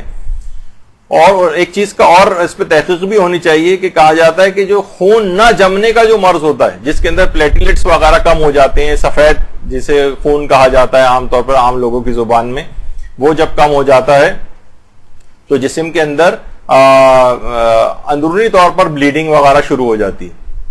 تو اگر عقیق ایسے عام طور پر مریضوں کی چیزیں اتار دی جاتی ہیں ہاتھوں سے, لیکن کہتے ہیں کہ اگر اس کو پہنا کے رکھیں تو یہ جو بلیڈنگ ٹینڈنسی اس طرح سے ہوتی ہے یہ اس سے انسان بچ جاتا ہے, کچھ یہ آبزرو کیا گیا ہے. اچھا اسی طرح سے جو اگر کسی کے کوئی زخم ہو گیا اور بلیڈنگ ہو رہی ہو اس کے اندر بھی اس کو کہا جاتا ہے کہ مفید ہے کہ اس سے خون جو ہے وہ رک جاتا ہے. اور دل کی جو گھبراہٹ, اینزائٹی, جو ٹینشنز وغیرہ آج کل بہت ہوتی ہیں, اس سے بھی یعنی خود اس کے اندر کچھ ایسے اثرات ہیں جس سے یہ چیزیں اعتدال میں رہتی. اور لوگوں نے بعض اوقات دیکھا بھی ہے کہ حادثہ اگر کوئی ہو جائے جس میں بلیڈنگ وغیرہ ہاتھ سے بہت ہو رہی ہے اور خون رک نہ رہا ہو, جو بہت سارے شارپ آبجیکٹ سے جو عام طور پر ہوتی, مثلا آپ شیشے کا گلاس اندر سے صاف کر رہی ہیں اور اندر سے کہیں وہ ٹوٹ گیا اور ایسا شارپ ایج اس کا کوئی لگا کہ وہ پھر بلیڈنگ رکتی نہیں, بعض اوقات ہاسپٹلس کے اندر بھی روکنا مشکل ہو جاتا ہے. تو ایسے افراد کے لیے بھی کہا جاتا ہے کہ اگر عقیق پہنایا جائے ان کو, تو یعنی یہ لوگوں نے اپنے طور پر اب اتنے واسٹ لیول کے اوپر ان چیزوں کے ایکسپیریمنٹ نہیں وہ, لیکن اگر دیکھیں تو کچھ نہ کچھ ان کے نتائج جو ہے انداز سے نکلیں گے. اچھا اب ان چیزوں کے اسناد کے لحاظ سے ایک گفتگو ہوتی, تو دیکھیے روایات بہت زیادہ اس سلسلے میں آئی ہیں اور بے شمار روایات آئی ہیں. تو جس طریقے سے ہر ثابت شدہ مسئلے کے لیے اس کے اثبات میں معتبر روایتیں بھی ہوتی ہیں اور غیر معتبر روایات بھی ہوتی. مثلا جھوٹ ہے, جھوٹ کا حرام ہونا بالکل ثابت. اچھا جھوٹ کی جب آپ اخلاقی احادیث تلاش کریں گی تو آپ کو ہر طرح کی احادیث ملیں گی, معتبر حدیثیں بھی ملیں گی, غیر معتبر حدیثیں بھی ملیں گی. لیکن جھوٹ کا حرام ہونا یہ بالکل ثابت شدہ امر ہے. اب اس کے لیے اگر غیر معتبر یعنی یا ضعیف روایات بھی مل جائیں تو علماء وہ بھی پیش کر دیتے ہیں. اس میں کوئی نئی چیز ہم ثابت نہیں کر رہے ہیں, ایک ثابت شدہ بات کی سپورٹ میں اس کو پیش کر رہے ہیں. تو اس کے اندر اکثر افراد جو غیر ضروری طور پر اسناد کی بحثیں لے کر آتے ہیں روایات کے اندر, جو کہ ہر موضوع پر ہی, ہر ثابت شدہ امر پر ہی دونوں طرح کی روایات موجود ہوتی. تو اس کو اچھا دوسرے کے فوائد, اس میں کوئی واجب و حرام والا کوئی مسئلہ نہیں ہے, کوئی عقائد کا مسئلہ ڈسکس نہیں ہو رہا ہے, چیزوں کے فائدوں کا مسئلہ ڈسکس ہو رہا ہے. اب دیکھیں کہ جیسے آیت اللہ بہجت کہا کرتے تھے کہ طب معصومین پہ اگر انسان عمل کر لے تو تمام بیماریوں سے محفوظ ہو سکتا ہے, کسی دوا کی ضرورت بھی نہ پیش آئے.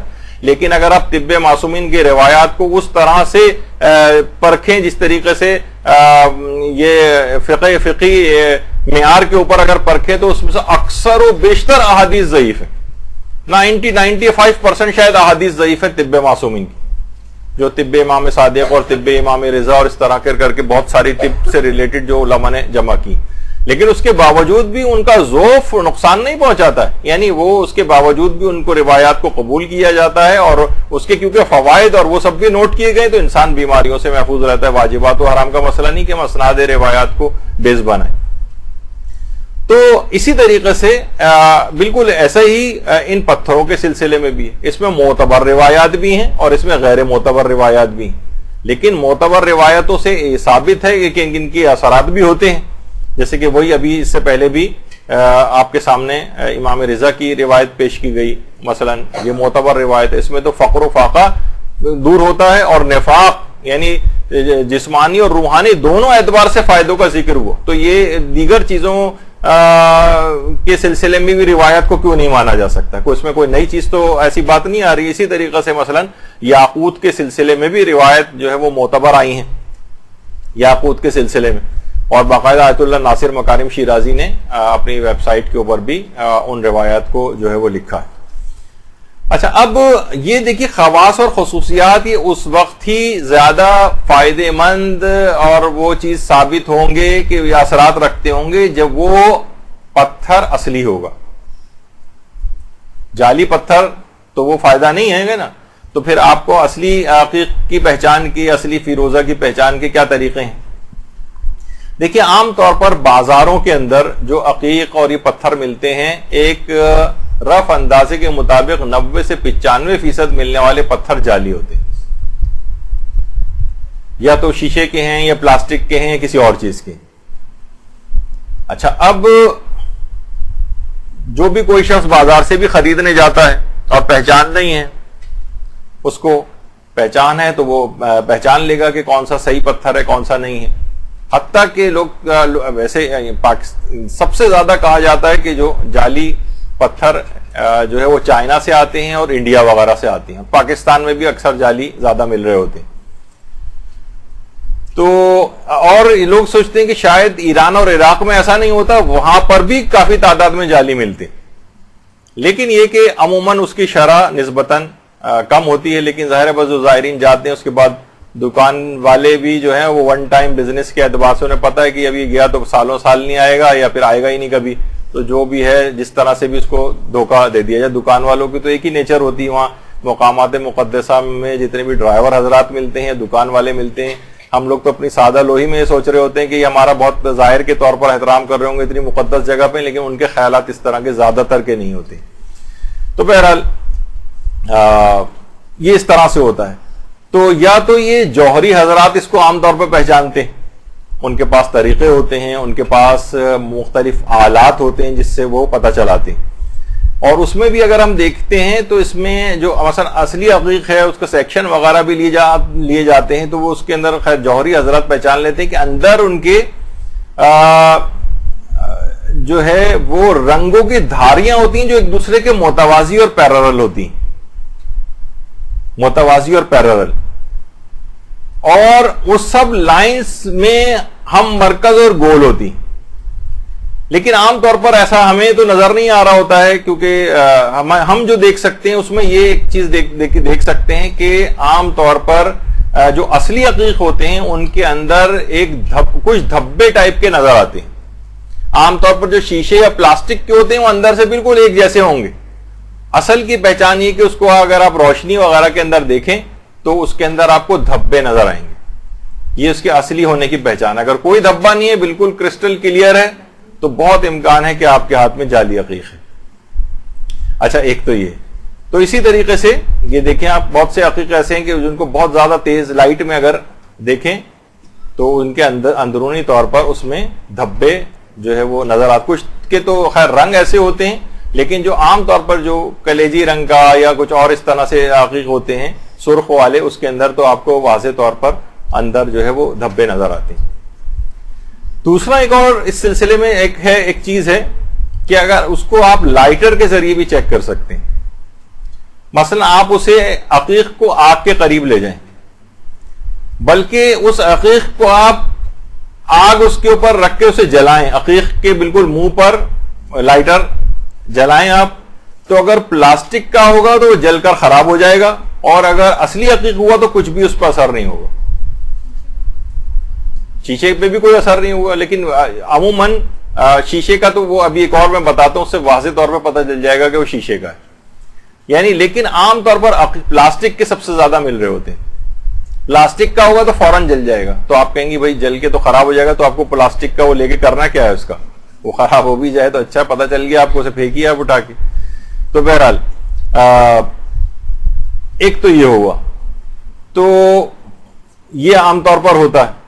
دوسرا بہت زیادہ آسان ایک طریقہ یہ ہے کہ اسے اگر آپ اس کی مثلا آپ کے موبائل فون میں جو ٹارچ ہوتی ہے اس کی لائٹ کے اوپر اگر عقیق رکھ دیا جائے اور وہ بالکل اس کو ایسا ریفلیکٹ کرے گا کہ بالکل جس طرح شیشہ ہوتا ہے نا، اگر وہ شیشہ ہے یا پلاسٹک ہے تو بالکل ساری روشنی باہر نکال دے گا، ذرا سے بھی اندر جذب نہیں کرے گا. جبکہ اصلی عقیق ہوگا اس کے، دیکھیے جیسے عام طور پر یہ بلب ہوتا ہے، یہ ساری روشنی اس طرح سے پوری باہر نکال دیتا ہے، لیکن اگر اصلی عقیق ہوگا تو اس کے پیچھے آپ نے لائٹ رکھی تو ساری لائٹ کو اپنے اندر ایبزارب کرے گا، بہت ہی کم لائٹ باہر نکالے گا. پیچھے سے دیکھیے اسٹرانگ لائٹ ہے لیکن اس نے جو ہے ساری لائٹ کو اپنے اندر جذب کر لیا.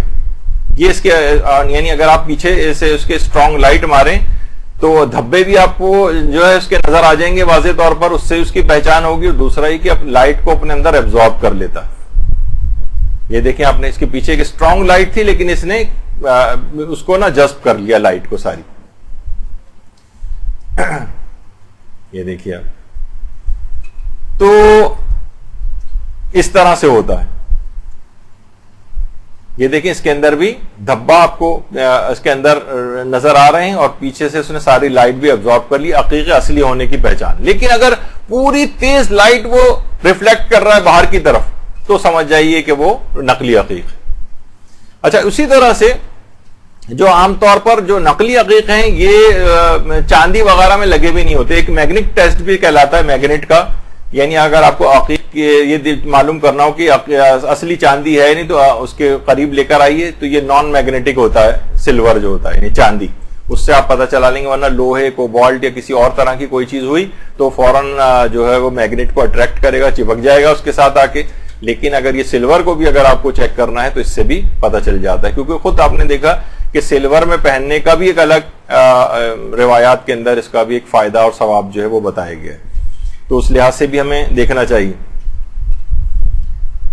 خیر، پھر اس کے بعد ایک چیز اور بھی ہے، اس سے کچھ حضرات کہتے ہیں کہ یہ طریقہ صحیح ہے، اس سے بھی عقیق کے اصلی ہونے کا پتہ چلتا ہے، اور کچھ کہتے ہیں کہ نہیں یہ اتنا معتبر نہیں. لیکن بہرحال دونوں طرف کے جو افراد ہیں وہ کہتے ہیں کہ اگر ایک بال کو آپ عقیق اصلی کے اوپر رکھیں اور اس کو جلائیں، مثلا سگریٹ کے ذریعے کسی بھی اور چیز سے، تو اگر عقیق اصلی کے اوپر رکھا ہوا ہے وہ بال تو وہ کبھی جلے گا نہیں. اور جیسی آپ اس کو عقیق سے جعلی عقیق یا کسی اور چیز پہ رکھیں گے فوراً جل جائے گا. بہت سے لوگوں نے اس کا تجربہ کیا، اللہ عالم میں نے تو کبھی نہیں کیا، لیکن یہ سننے میں آتا ہے کہ یہ بھی ایک طریقہ ہے. لیکن کچھ افراد کا جو ماہر ہیں وہ کہتے ہیں کہ نہیں، یہ بعض اوقات اصلی عقیق کے اوپر بھی جلا دیتا ہے. اور لیکن زیادہ تر لوگوں کا عمومی ایک رجحان یہ ہے کہ ایک طریقہ یہ بھی ہے، لیکن یہ اتنا زیادہ مجھے اس کے متعلق معلومات نہیں. تو عقیق کے لحاظ سے تو اس کے پہچان یہ ہو گئی. اچھا، اب آ جائیے فیروزہ. اچھا، فیروزے میں بھی دیکھیے ایک تو اصلی نیشا پوری فیروزہ کہلاتے ہیں. اصلی نیشا پوری فیروزہ جو سب سے اس کی اعلیٰ ترین قسم ہے فیروزے کی، اس میں اس کے نچلے حصے کو اگر آپ دیکھیں تو نچلے حصے پر اس کے اوپر کالے دھبے اور وینز سی جاتی نظر آتی ہیں. یہ اصلی نیشا پوری عقیق ہونے کی اس کی نشانی. اچھا، جو عموماً جو فیروزے ہوتے ہیں، اگر نقلی فیروزے کے متعلق سے کچھ دن بھی اگر دھوپ میں رکھا جائے تو اس کا رنگ اڑ جاتا ہے. یہ اس کا مطلب ہے نقلی فیروزہ. مثلا کوئی آپ خرید کے لے آئی ہیں بازار سے یا بہت عرصے سے آپ کے پاس رکھے ہوئے، آپ انہیں دھوپ میں رکھ دیں، کچھ دن بعد دیکھیں گے ان کا رنگ اڑ جائے گا. اچھا، جبکہ اصلی جو فیروزہ ہے کہا جاتا ہے کہ اس کی اصل آب و تاب ہی الگ ہوتی ہے بالکل. یعنی اصلی کی جو اس کی اپیئرنس ہے وہی اس سے ہی پتہ چلتا ہے کہ یہ اصلی ہے. اچھا، اصلی عقیق کے ایک اور اصلی فیروزے کی ایک یہ بھی کہ اگر آگ سے تپش دی جائے تو یہ کالا پڑ جاتا ہے. کہتے ہیں کہ اس کے اندر کچھ پانی ٹائپ کا ہوتا ہے، وہ سوکھ جاتا ہے اور ایک دم سے ہی کالا پڑ جاتا ہے اصلی عقیق جو ہے. اور اصلی فیروزہ، میں بار بار عقیق کہہ رہا ہوں، اصلی فیروزہ. اچھا، اصلی فیروزے کو کچھ ماہرین ہی کہتے ہیں اس کو سوئی سے کسی شارپ آبجیکٹ سے اگر آپ رگڑیں، اسکریچ کریں تو اس پہ کوئی خاص فرق نہیں پڑتا. اگر کچھ ہوگا بھی تو اندر سے بھی وہی پتھر اسی رنگ کا نظر آئے گا. مثلا آپ نے کھرچا اس کو تو کھرچنے کے بعد چلیں، اگر آپ اوپر سے خراب نہیں کرنا چاہتی تو نیچے کی طرف سے کھرچ کے دیکھ لیجئے، تو اس میں آپ کو اندر سے بھی وہی کلر نظر آئے گا اس کا، جو کہ اس کا اصل کلر ہے عقیق کا. اچھا، جبکہ فیروزہ اگر جعلی ہے تو اس کو کھرچنے سے اندر سے چونا ٹائپ کا سفید نکلنے لگے گا. یہ اس کے آپ نچلی سطح سے اس کو، تاکہ آپ بظاہر آپ کو دکھ ہو رہا ہے کہ میں اوپر سے اس کو خراب کروں، تو نیچے سے کھرچ کے دیکھ لیجیے، اگر چونا سا نکل رہا ہے وہ، تو اس کا مطلب ہے کہ وہ وہ فیروزہ اصلی نہیں ہے، بلکہ اس کو کہا جاتا ہے کہ یہ ڈائڈ ہاؤلائٹ کہلاتا ہے۔ ہاؤلائٹ ایک الگ کیلشیم کی ایک ڈیریویٹو ہے، یہ اس سے عام طور پر بنایا جاتا ہے، اور یہ جعلی فیروزے ان کے اوپر رنگ وغیرہ کر کے اور اس کو فیروزے کے طور پر بیچا جاتا ہے۔ اور اصلی فیروزے کے متعلق یہ بھی ہے کہ اگر رات کے وقت آپ اصلی فیروزے کو جو ہے وہ دودھ میں ڈال دیں تو لوگ یہ کہتے ہیں، انہوں نے تجربہ کیا اس کا، کہ دودھ پھٹ جاتا، جبکہ اگر نقلی آپ نے ڈال کے رکھا تو وہی دودھ جو اپنے ٹائم کے اوپر جو ہے جس طرح ہوتا ہے بس وہ اس طرح سے چلے گا، اس میں اس کا کوئی خاص دودھ پر اثر نہیں ہوگا۔ لیکن اگر عقیق اصلی کو اگر آپ نے ڈالا تو اس سے جو ہے وہ دودھ پھٹ جاتا ہے۔ تو اب بہرحال یہ اس کے اندر بہت ساری چیزیں ہیں، اور روایات میں یہ بھی آئی ہے چیز کہ جس ہاتھ میں بھی فیروزہ ہوگا وہ ہاتھ کبھی فقیر نہیں ہوگا، یعنی غریب نہیں ہوگا۔ جو عقیق کے اندر فائدے ہیں وہی فائدے فیروزے کے اندر بھی ہیں الگ سے، لیکن عقیق کے الگ نسبتاً فائدے بتائے گئے ہیں، فیروزے کے الگ ہیں، اس پہ پوری کتابیں بھی جو ہے وہ موجود ہیں۔ اور علماء کرام جو ہیں وہ بھی عقیق کو بھی پہنتے ہیں، فیروزے کو بھی پہنتے ہیں۔ آپ نے پچھلی نشستوں کے اندر بھی دیکھا تھا آیت اللہ سیستانی فیروزہ پہنتے ہیں، عقیق بھی پہنتے ہیں۔ آیت اللہ کوئی دونوں ہاتھ میں، ایک ہاتھ میں عقیق ایک ہاتھ میں فیروزہ پہنتے تھے۔ رہبر معظم کی تو اگلی دفعہ ہم زیادہ تفصیل کے ساتھ بیان کریں گے، اور کہ وہ کون کون سے عقیق اور پتھر جو ہے عام طور پہ پہنتے ہیں، اس پہ کیا کندہ کرواتے ہیں۔ آیت اللہ بہجت کے متعلق بھی یہ بات ملتی ہے کہ وہ بھی اس انداز سے جو ہے مختلف پتھر وغیرہ پہنا کرتے تھے۔ اور صرف آپ نے دیکھا کہ اس میں صرف یہ کہ استحباب ہی صرف مقصود نہیں ہے، بلکہ ان چیزوں کے فوائد بھی ہیں۔ فوائد میں یہ ہے کہ کچھ چیزوں پہ ہمارے یہاں اصل میں کام نہیں ہوا ہے، یہی چیز سائنس اس کے پیچھے اگر لگ جائے اور وہ ان چیزوں کے وہ نکال لے تو پھر لوگ بڑے آرام سے، مثلا کوئی بھی یہودی اور عیسائی ڈاکٹر بھی اس کے بعد کہہ دے گا، کوئی نامور ادارہ کہہ دے گا تو ہم فوراً اس کے اوپر یقین کر لیں گے۔ تو لیکن یہ کہ روایات کے اندر یا علماء کوئی چیز بیان کریں تو اس کو شک و شبے کی نگاہ سے عام طور پر دیکھا جاتا ہے۔ تو یہ دماغ سے اس طرح کی چیزوں کے متعلق نکال دیں کہ ان چیزوں کے کوئی اثرات نہیں، اور صرف مستحب ہونے کی نیت سے اس کو جو ہے پہنا جائے، نہیں، اس پہ اللہ نے اثرات رکھے، اس نیت سے پہنے، اور اللہ ان کے ذریعے مختلف چیزوں سے انسان کو بچاتا ہے، مصیبتوں سے بچاتا ہے، ان کے اندر کچھ خصوصیات ایسی ہوتی ہیں، تو اس کو ماننے میں کوئی حرج نہیں ہے۔ البتہ براہ راست ان چیزوں کو اپنا حاجت روا سمجھنا یا براہ راست ان چیزوں کو مؤثر حقیقی سمجھنا یہ شرک ہے، اور یہ گناہ اور شرک کی منزل کے اوپر انسان کو لے جاتا ہے کہ پتھر سے ہم براہ راست کوئی چیز مانیں۔ لیکن اگر ہم اس کو یہ کہیں کہ اللہ نے ان کے اندر یہ اثرات رکھتے ہیں تو اس کو پھر پہننے میں کوئی حرج نہیں، اور یہ انشاءاللہ وہ فوائد دے گا۔ البتہ یہ ضرور ہے، جیسے اپنے ابھی آیا کہ یہ فائدے دیگر بہت ساری چیزوں کے ساتھ مشروط بھی ہوتے ہیں، جس طریقے سے مثلا آپ علاج کریں اور پرہیز نہ کریں، آپ جو ہے نیک اعمال انجام دیں اور اس کے ساتھ اس کو تباہ و برباد کرنے والے اعمال بھی انجام دیں، تو پھر ان کے فوائد وہ چیزیں نظر نہیں آتی۔ انشاءاللہ اگلی نشست کے اندر جو پوری نشست ہوگی ہماری عقیق کے اوپر کون سے نقش کندہ کروانے چاہیے جو بھی آپ انگوٹھی پہنے، اور ائمہ اور انبیاء اور اولیاء اور مجتہدین کرام کیا کیا نقش کندہ کرواتے رہے ہیں، یہ انشاءاللہ اس کا ایک موضوع بنے گا۔ اور ایک خاص نقش ہے جو کہ امیر المومنین سے منسوب ہے، اور وہ ہے شرف الشمس کہلاتا ہے۔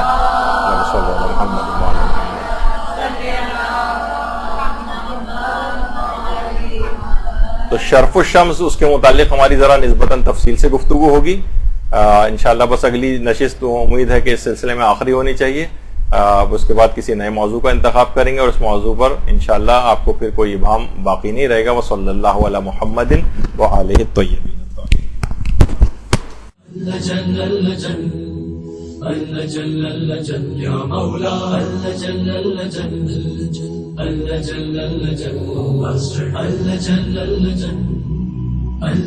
يا صاحب السماء